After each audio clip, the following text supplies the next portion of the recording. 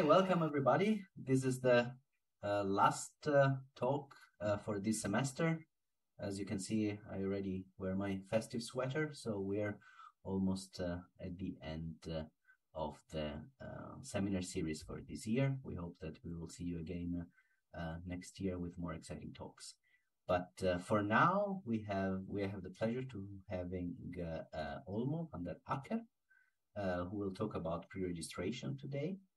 And Olmo is currently working at the Quest Center for Responsible Research in Berlin, and he recently started there after handing in his documentation to finish his PhD in the Meta Research Center at the Tilburg University. So Olmo will talk about the effectiveness of pre-registering your studies within psychology, and so we are really excited to hearing what he has to say. Thank you very much, Olmo, for being here, and please go ahead. Yes, thanks for having me. Thanks for the kind introduction. Yeah, so I haven't handed in all my PhD stuff yet, but I'm nearly there, and but this talk is going to be about that.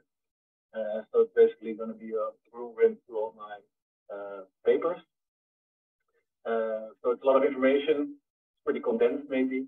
So please feel free to stop me if I go too fast or if something is unclear. I'm not bothered about it at all.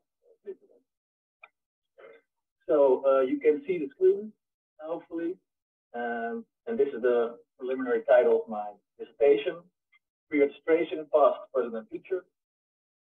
And it's actually pre-registration in psychology, because that's the area I'm focusing on. And I want to first discuss a little bit what pre-registration is, sort of an introduction, and then we'll move on to whether it's actually working right now in psychology. So what is pre-registration? That's pretty simple. It's basically that you just specify the things you're going to do in your study before you're actually going to do the study. So more formally, it's the specification of a research design, hypotheses, and analysis plan before you observe the outcome. So on the left side, you see a sort of summarized version of the empirical cycle, where you design a study, you collect data, you analyze the data, and you publish the paper. And pre-registration comes in at the beginning of the phase.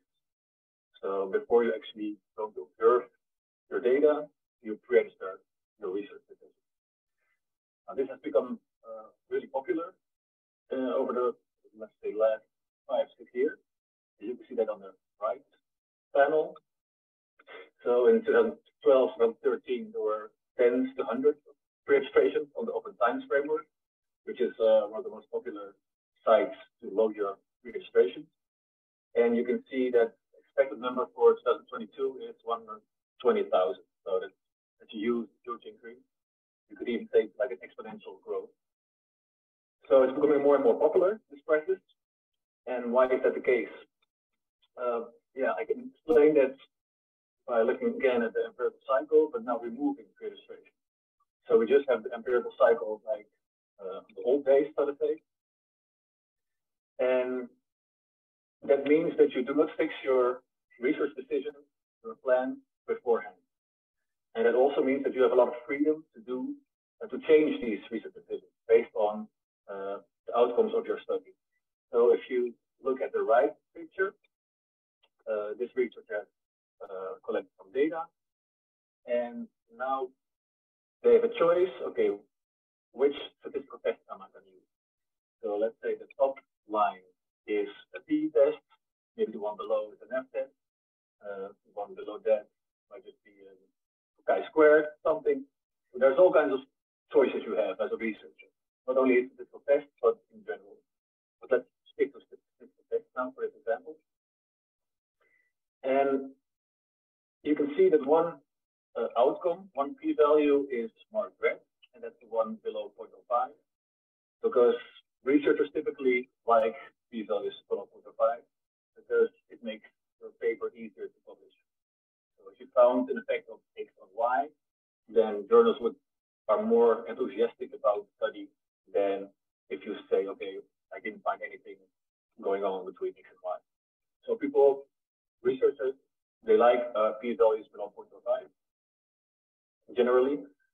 So they also have like a desire to make decisions in their research to get to that 0.05 or lower than 0.05. And that's what you can see here in this tree diagram. So a researcher that didn't register their study, they can just go through this maze and find the p-value of 0.04. I think that was the f-test. Choose the f-test and get a p-value of lower than 0.05. There's no barriers there. And this leads to this thing, which you're probably all familiar with, the replication crisis, which is basically the phenomenon that a lot of studies do not replicate. So researcher A found something, but researcher B, C, D, and E, they couldn't replicate or copy the finding. And that has to do with this diagram again. So if the 0.04 result is the only one that's in the literature, while all the other ones are also reasonable, then, so if you look at all this maze of p-values, you could say, okay, there's probably nothing between x and y, because some p-values are high, some are low, so there's nothing going on there. But if you only see the 0.04, then you may think, okay, yes, there is a relationship between x and y. But if you know that this is the reality behind the research, then you can see that it's like a false positive. So it looks positive, but in reality, that might not be the case. So with all these false positives, it makes sense that the replication is hard because the actual original result is not corresponding to reality. So preregistration can prevent this in a sense because it already fixes a path in this diagram. So for example, you register that you're going to do a correlation, which is the most bottom line, at least the P is 0.24. And that means you cannot, based on the results, based on the outcome, choose another test. So you cannot choose the f-test anymore because you already said, I'm going to do the correlation. So you cannot make data contingent decisions. And this helps prevent those positive, false positives that we just discussed. So in this sense, preregistration can help prevent what we call p-hacking, because others can inspect what you are doing. They see a plan and they see what you actually did, and that means that they can evaluate your capacity of falsifying a prediction. That's the more formal definition below. So preregistration can help prevent p-hacking, can help prevent false positives. That's the gist of it. So does it actually do that? That's the main topic of my PhD. And at the bottom, you can see a formula that I think is useful in discussing this. So I think preregistration effectiveness depends on two things. One, the specificity of the preregistration. That means how many study elements are discussed in the preregistration and how well are they specified. So you can, for example, only specify one hypothesis and nothing else. That still leaves you a lot of room to make decisions later, right, in the research process. But if you specify everything, outlier removal, a model, just have a really pretty broad preregistration, that leaves less room for you to p-hack or do something based on the data. So that is important, but it's also important that you then adhere by this preregistration.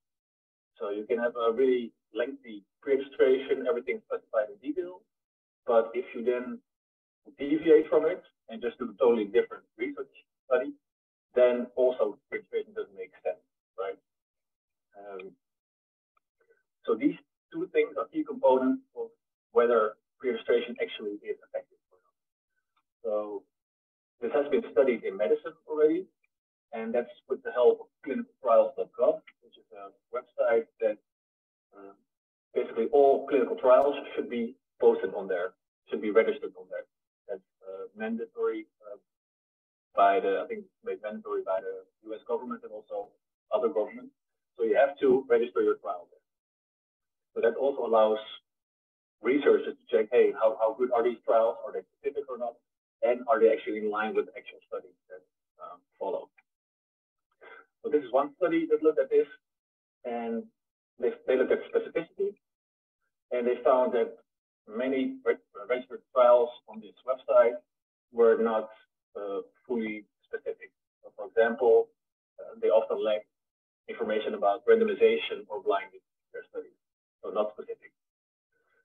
Another study looked at consistency between the pre-registration and the actual study. On the left, you see, on the left of the table, you can see all kinds of study elements. For example, the primary outcome, secondary outcomes, also things like the sample size or eligibility criteria for the participants. And you can see in the red circle the pretty high percentages, which means that they are often not consistent between pre-registration and the actual study. So that's also worrisome. Also, psychology has done some stuff about this, but not as elaborate as in medicine, because we don't have this clinical trial that of mandatory registration. On the left side, you can see a study about the specificity of pre-registration, and they found again that specificity is lacking somewhat. And one particularly interesting finding that I found was that they also counted the number of hypotheses in a pre-registration, and there were multiple coders, and they often were not in agreement. So one coder thought, okay, yeah, well, there are clearly 2 hypotheses here, but another coder thought, okay, no, there are clearly 6. So that says something about how hypotheses are specified. Apparently they are pretty ambiguous. If you cannot even count what is an hypothesis and what is not, that is not really a specific way of specifying your hypothesis.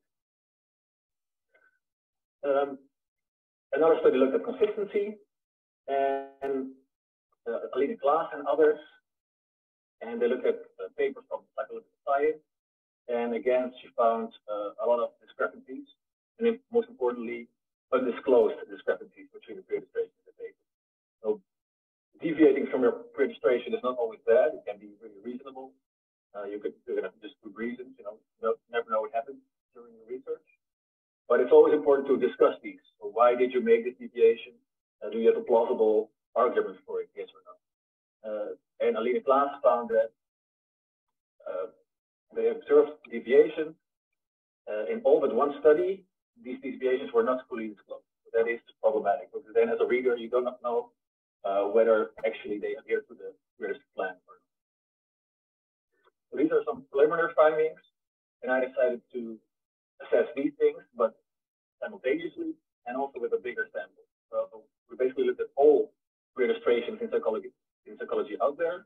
So those are registrations in the Registration Challenge, which is a prize from the OSF. They gave you $1,000 if you published a pre-registered study. And registration badges, which you may know, that journals can give them to you if you pre-registered the study in a paper.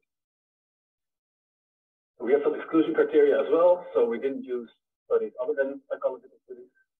No studies based on secondary data, because the way of pre-registering that is a bit different. And also no registered reports. So registered reports are pre-registration, but they have 2 stages of peer review. So they not only at the end review the paper, but also they review the registration itself. So we pre-register something, other people are going to look at it and provide your feedback. You can change some stuff, and then it gets in principle accepted, your paper. And then in the second round, when you actually done your study and submit your paper, then they are only going to check, okay, do you adhere to your pre-registration or not? So that's one specific form of registration. So finally, we have performed 29 studies, 51 papers, pretty big sample size. And we looked at, as I said, specificity and consistency. And we did it for these 6 elements of a study, which correspond to the empirical cycle. So now you see the circular shape on the right. So hypotheses, of course, correspond to generate and specify hypothesis. Design corresponds to the variables, how they are operationalized. Conducting a study is about the data collection procedure. Statistical model has to do with the analysis of the data. And of course, you interpret results based on your input criteria. And these are the 6 main study elements that we looked at. And first we defined hypotheses, and we did that, well, sometimes in a preregistration, that's a list, so hypotheses, 1, 2, 3, 4, 5. That's easy. And you can just extract all 5 of them. But often it's in the running text, and that makes it a little bit harder. So we looked at keywords, for example, hypothesis, investigate, predict, examine, those kind of words, to find sentences that are hypotheses. And then we included a sentence if it included a prediction regarding the relationship between 2 variables, or sometimes between the variable and the value. Hypotheses typically should also include control variables. So we looked also at other sections of the preregistration to add those to the hypothesis. And in total, we collected more than 2,000 hypotheses that we assessed. And regarding specificity, there are some clear outcomes. They are often not specified well. I must say often bad. Maybe it's a better way to formulate it. So hypotheses are often formulated double barrel. So then basically in one sentence, so after the one here, you can see a hypothesis, but you can also see that maybe even 16 different hypotheses, because it has 4 variables at the beginning: extroversion, agreeableness, sensitiveness, emotional stability. So do they take them all together and assess their relationship to something, or do they take them separately? We don't know. And that also holds for the thing that relates to like daily positive effects, relationship support from child and partner. Is it from child and partner together, or is it from them separately? We don't know. So this is a typical example of a double-barreled hypothesis. One sentence that can maybe include even up to 16 actual hypotheses. So we do not know what's going on here. And it also leaves them with the freedom to pick and choose later based on their results. Another example is that hypotheses are often ambiguous. So for example, in this one, they say things like remaining dependent measures. So we find somewhere else in the preregistration what these measures were. So ideally, you just have all the variables in one sentence. That's easier. And maybe even more important is they specify either no difference or a preference for, in this case, the non-consequentialist. So they say, okay, our hypothesis is supported if this is the case, but also if this is the case. So basically, they can again pick and choose. Whatever the outcome is, they are likely to find a positive result because their hypothesis was ambiguous or could go multiple ways. So these were just some examples to show that hypotheses in preregistration are often not specific. We also looked at the importance of hypotheses. So we labeled them primary or secondary. Sometimes people do that in a preregistration. And then we assessed, okay, in the paper, are they still primary or secondary? And here you can see that that's often not the case. So there's a couple of things to notice here. So a lot of hypotheses just go missing. So if I have primary hypothesis or even secondary in the preregistration, also we could not find that hypothesis again in the paper. So it just was omitted. So that's, well, not ideal. Often researchers also do not specify whether it's primary or secondary in the paper. Well, they did so in the preregistration. And so there is only a few cases in which the hypothesis is both primary in the preregistration and in the paper.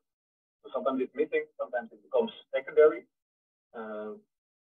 But the main thing to take away here is that some hypotheses that are preregistered just go missing. And you can be cynical and think, okay, maybe that's because they didn't find a statistically significant result. Unfortunately, we could not assess that because we could not find them in the paper, right? We do not know whether they were significant. Another thing is that we did not have enough data to test for an association with statistical significance. For example, you could argue that moving from primary to secondary, maybe we could do that because it was not significant. But as you can see in the top right, there were so few primary or secondary hypotheses in the paper that we could not. Another thing we looked at was the directionality of the hypothesis. So, for example, A is larger than B is directional, but maybe they change it to A smaller than B, or maybe they change it to A is B. We find that this was not really prevalent. So the hypotheses were directional, stayed directional in paper, and the ones that were null hypotheses stayed null hypotheses in paper. And again, we found no, in this case, we found no statistical significant association with statistical significance. So it was not the case that whenever something changed, that changed because the hypothesis was statistically significant. So it appears that there was not behaving going on. But there could be an alternative explanation for this. Maybe people who pre-register are honest researchers in general, so they wouldn't do that anyway. So only the people who do not pre-register change the direction of their study based on the statistical results. That could be something. And as I discussed, the hypotheses were pretty badly specified, right? So sometimes we could just not identify correctly whether something was directional.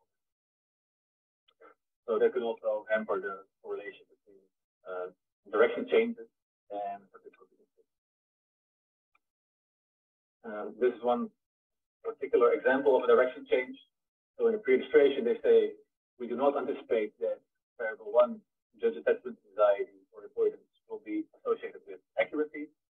And as you can see in the paper, they say, we anticipate that judges lowering attachment security or higher attachment anxiety will show lower accuracy.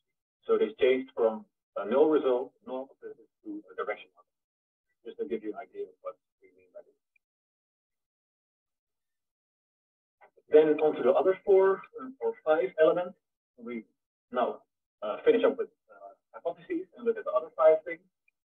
So we see independent variable, dependent variable, data collection, the statistical model, and inference criteria. And I'm going to explain to you what all these colors mean. So we looked at 300 pre-registration study pairs. So that's why the axis goes to 300. Each one is a different study pair. White in the bottom left means that it's not relevant. So independent variables and dependent variables, you only have them where there's actually a causal link, where they think there's a causal link, right? So if you manipulate an independent variable, then it's then you can say, okay, it's clearly an independent variable. If you just have an association, there's no clear independent and dependent variable.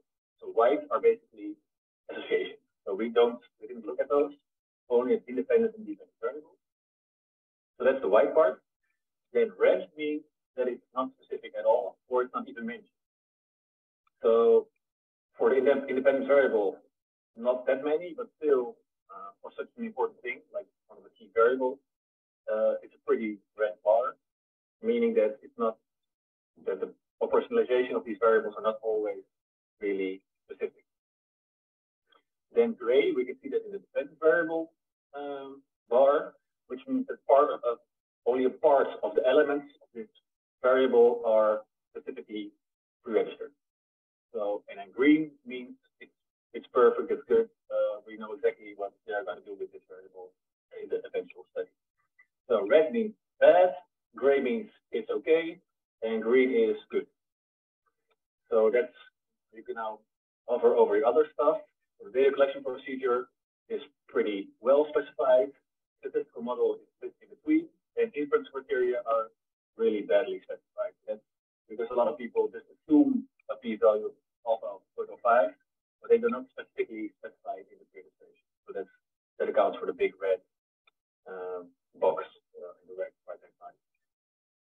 So now I have a question for you, because now we're going to look at consistency. So I think one of the questions was, which of these elements are most consistent between pre-registration and paper? Is that a question that's in the chat now? I cannot see. Oh, yes. Yeah, so take your time to read the question.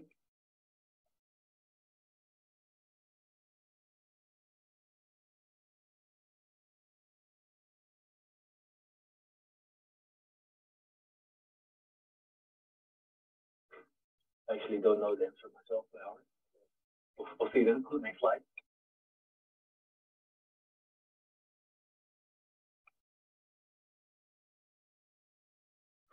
Okay, has everybody made a choice? Almost. Yeah. Wait another second.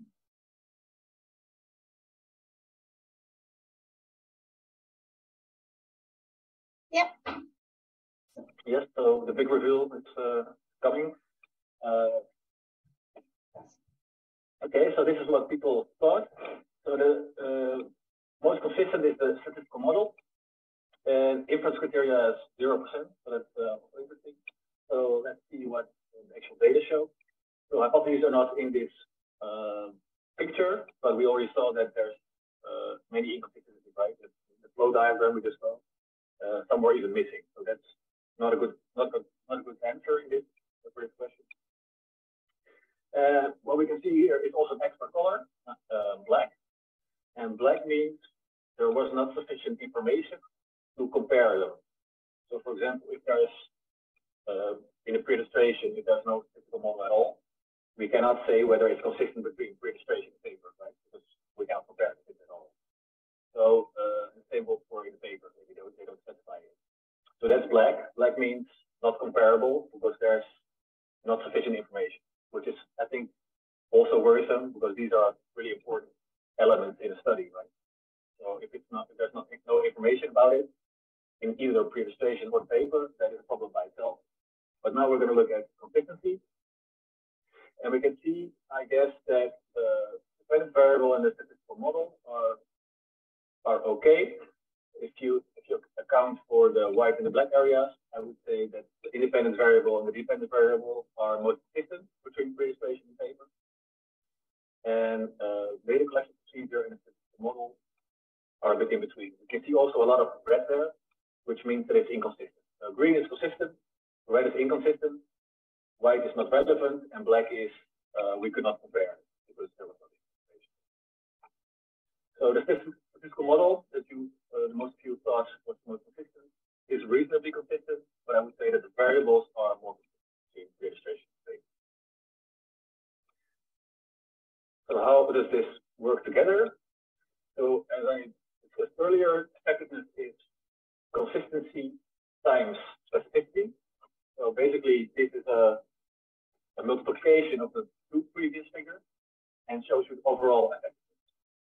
And if we could not compare preregistration paper, the black areas in the previous slide, then we would score it as a 0. So that's why we can see a lot of red here. And red means this particular study element is not effectively pre-registered in general. So again, we see the variables are okay. There's still some improvements to be made, but the data collection procedure, statistical model, and the inference criteria, they were not specifically pre-registered, or it was not consistent between pre-registration and paper, or there was not enough information to help compare those things. So a lot of red, which is not good news for pre-registration, I would say. But there's also still some green, so I'm still hopeful. So this is the final project that we're working on. Let's basically look at the proportion of positive results in pre-registration, in pre-registered studies versus non-pre-registered studies. So this is based on a study by Schill et al. And she looked at registered reports only, so not general pre-registered studies, but specifically at the registered report. And she found that a proportion of positive results in registered reports was 44%.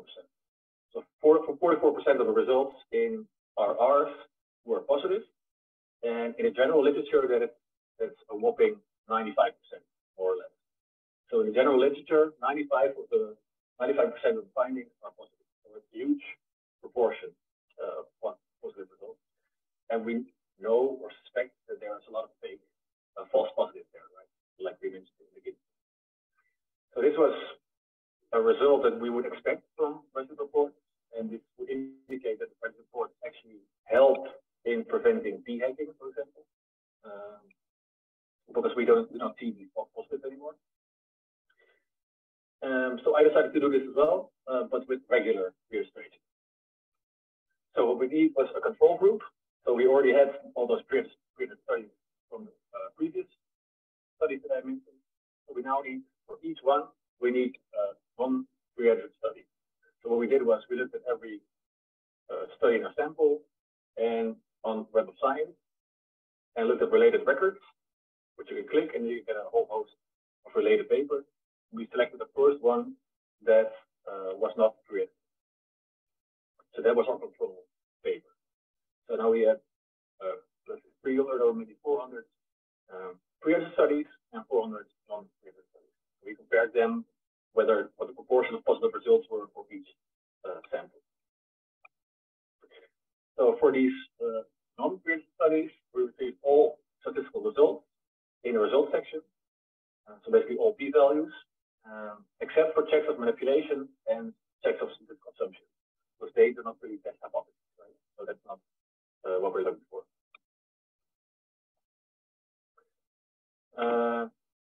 I have now the second question. Maybe some quick eyes already saw the answer. But yeah, maybe you can try the second question anyway. And sorry, then you did.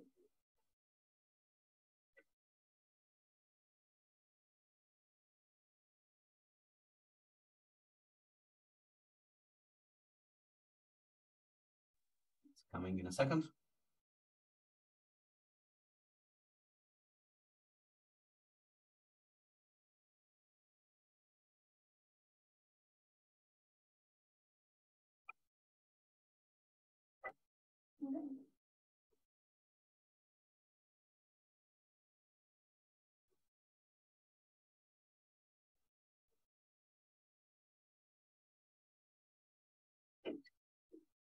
That we answered already.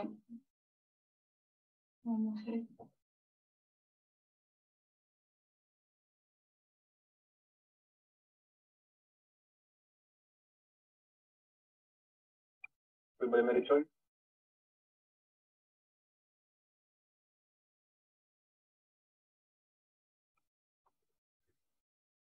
Okay, so most people think it's substantially lower for pre-registered studies, which is indeed what our hypothesis was, what you would expect, right? Because people cannot p-hag anymore.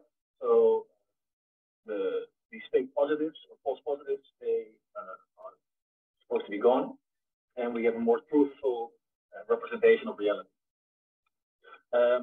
What we found for these two groups was more or less the same proportion of positive results, namely about 70%. So you can see a blue bar in the graphs on a Shales plot. So left you see the study reports, that was 95%. On the right you see the registered report, which was about 44. And now our blue line, that's what we found. So it's somewhere in between. So this makes sense for pre-edited studies because both registered reports and pre-edited studies, they can prevent p-hacking because you pre-editor and that will hopefully prevent people from actually p-hacking their way to a false positive. So that's good. But registered reports also have an added benefit, namely that they combat publication bias. So there's two peer review stages, if you remember. The first one is on the level of the pre-registration.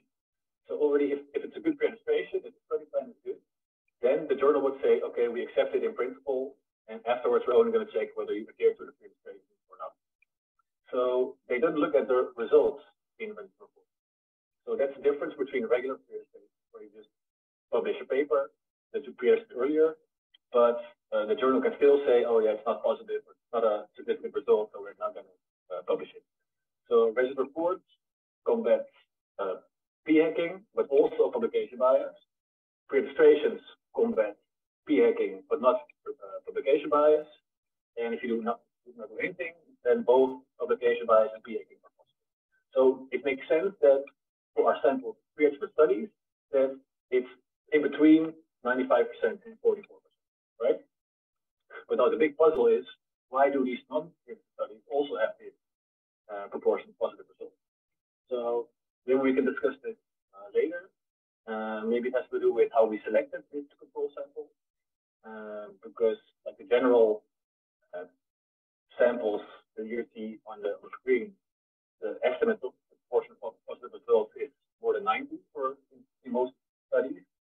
We found 70. So maybe because our control sample was a bit strange, or our selection of results was a bit strange. Maybe you have thought about this. It would be nice to discuss that later. So if you look at our results in isolation, preregistration does not help to prevent p-hacking because our control sample has same portion positive results. But if you look at if you compare to other control groups, then it does help in p-hacking, and it's actually more or less in expected proportion of positive results, because it's in between that of normal studies and that of registered studies. So a bit of a mixed bag here. So then finally, 4 sentences to end this talk. So hypotheses are often inconsistent between registration and paper. It is hard to compare registration and paper because both of them, they lack reproducible information. They're often not sufficiently specific. And when information is available, then most studies align reasonably well with the preregistration. So there's not a lot of deviations. The main problem here, I think, is that there's just too little information to actually compare them, which is a problem in and of itself, I think. And so finally, maybe a question to you as well. Does preregistration seem to have the expected effect on the proportion of positive results in the literature if you take all this together? So maybe we can discuss that during the Q&A,